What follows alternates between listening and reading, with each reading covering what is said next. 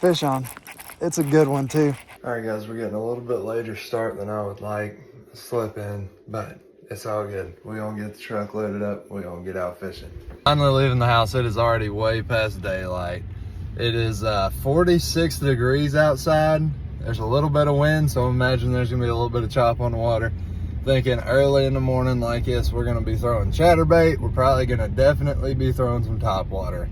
I can 1000% guarantee that. I ain't seen a topwater blow up in a while, but we're gonna get there. We're gonna call Brother Jeff, start our morning off with talking to Brother Jeff, maybe have a little prayer this morning, and then we're gonna get there. Let's go. We just got out here to the pond. It's a neighborhood pond. We got way too many rods and reels with us, but let's go ahead and get ready. Let's get it going. Like I said, way too many rods and reels, but let's get it.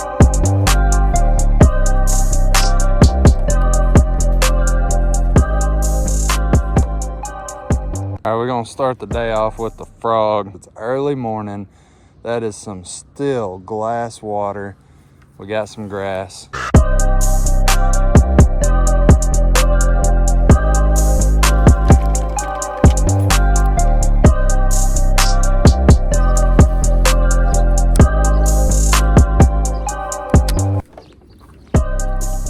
right, I keep seeing them swell up in and around this grass right here. So we're gonna try and see if we can't try and pop through it just a little bit with this jig. We're gonna do a little bit different of a retrieve on this jig. We're gonna let it fall all the way to the bottom like that. Then we're gonna give it 1-2 big pops and then slow drag it to us. And let it fall, let it sit for a second. 1-2 big pops. And then drag it to us.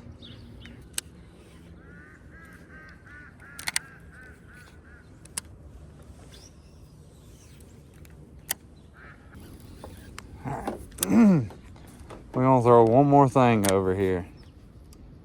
And then we're gonna move to the back side of the pond. That's where I've caught most of my fish at. I just always like to start here because I've caught some big, big fish here. Oh man, and we're all tangled up.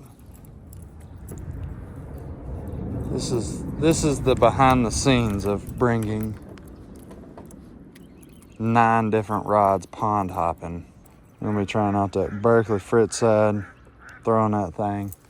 It should be shallow or deep enough right here to throw it, and it do good.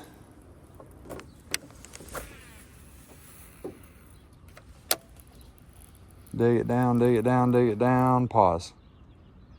Oh, there. Something just smoked it, but he didn't keep it. I love throwing these little shallow diving crankbaits and real shallow stuff. Let them hit that rock. Let them deflect off that bottom. Yes, you got more stuff to snag and all that, but them fish will go crazy when they see this little crankbait down there.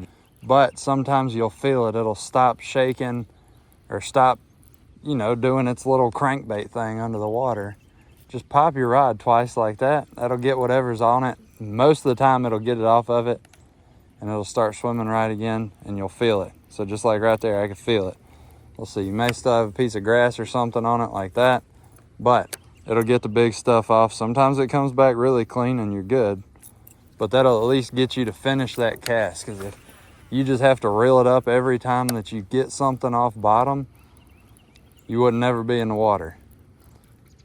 The only thing here is I've really been focused on shad color patterns for Lay Lake, like this crankbait, like this kind of stuff, but I have not seen any shad here. I don't know if this is a bluegill fed lake or pond or what it is, but I haven't seen any shad. So that may be one thing that's hurting us a little bit today, but that's all right. We got all the stuff in the truck. If we need to change it out, we will change it out, make them corrections. I got this rod and didn't have a reel to put on it, but I am way too impatient to wait for a reel to put my rod together and fish it. So, here, listen to this reel right here. Oh man, that's quality right there.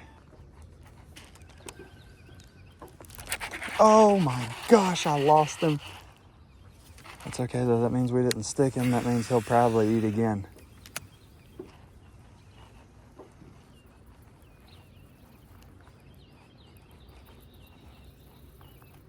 Oh. Fish on. It's a good one too. Here we go. Oh my gosh, my first fish in 2 months. Let's go, guys. Dock flips only.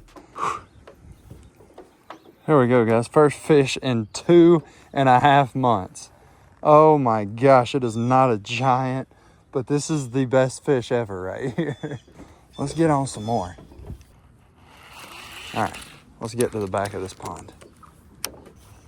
All right, what are we throwing? We want to catch one on the BB1 Pro. We have not caught a fish on this reel since Kev gave it to us. So, this one's for you, Kev. We done caught one on the secret lure, the super secret lure that you told me I can't tell anybody what it is. So I'll put a sticker over the lure when I caught the fish. And now we're gonna catch one on this reel. That's what we're gonna work on right here. It's real hard to throw right here. This is a super tight spot. That may be super finesse today, and I may have to use Kev's super secret lure all day. And I would hate that because I can't show you guys the lure that I'm using to catch them. Thought we were gonna get in that tree branch for a minute. Up like that, just like that. Uh-oh, there we go. So yeah, nothing peaceful or graceful about that. If you get caught in a tree branch, just snatch it. All right, so just tip and trick for you guys. I don't know if you can see it, but if your crankbait gets stuck like that where it's hooked on the line, just tap your rod, the butt of your rod. And 60% of the time, it works every time. But it didn't matter because we still got all this junk on our crankbait. So, golly, I don't want to use Kev's super secret bait all day. I want to be able to show you guys the baits that we're using.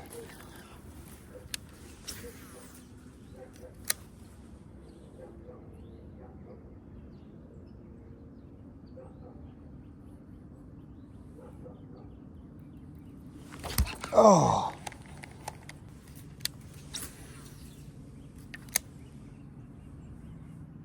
Golly, man, something took my claw. And of course, I didn't bring my bag with me. See, I say we're going to pack light. Oh, and then this is what happens. Every time. Every time. Well, we lost our other claw. So, don't do what I did. All right, we got one more thing we're going to try before we have to resort to Kev's super secret bait. But we're going to throw the chrome rattle trap out there at them. I see them kind of busting up. I'm guessing that's bait balls out there, but I can't really tell. So we're going to see if we can get one to kind of come up on this. And all we're going to do with it, we're going to give it the old yo-yo effect. Pull it up, reel back down to it, and just yo-yo it up and down. Now you can fish this thing just like a crankbait. You can give it a straight retrieve. You can do all that with it. But I have found that these do the most effective for me, especially in these ponds and stuff like this. They are most effective with that yo-yo effect because it lets it fall down and kind of shimmer. And that gives the aspect of just a dying shad. So, because most of the time they'll check it out on the up like this, and then as soon as it stops and starts to fall is when they'll smoke that thing. So you got to be ready to reel up quick, get that slack out of your line, and set the hook. Because man, when they hit these things, they mean business. All right, time for Old Faithful to come out. If y'all been watching the TikToks, y'all know this is my favorite bait ever. This is a Z-Man Evo chatterbait with the freeloader trailer. This one's actually the tungsten. So I'm super excited to see how that does. This is like my second time throwing it, I think. But this stained water, I mean, golly, I should be throwing like black and blue or green pumpkin right here. Golly, did you guys see that? That's why you fish it all the way back to the bank. There he is. All right, another one on the Kev bait.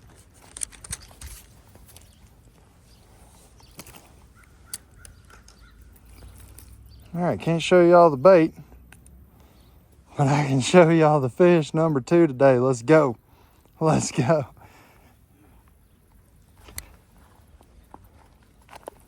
All right, get him back down in there. There you go, buddy. Whoa.